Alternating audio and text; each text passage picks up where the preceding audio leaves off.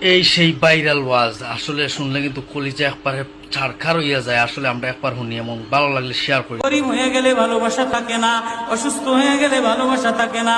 চোখের কোনায় যদি ময়লা হয় তো বান্ধবী তাকায় না তোর চোখের কোনায় ময়লা, নাকের কোনায় যদি ময়লা হয় তো বন্ধু বান্ধবে তাকায় না, এখানে যদি একটা ফোড়া হয় তো বন্ধু বান্ধবী তাকায় না। ভালোবাসা মিলান হয়ে যায়, অভাবে পড়লে ভালোবাসা মিলান হয়ে যায়, অসুস্থ হয়ে গেলে ভালোবাসা মিলান হয়ে যায়।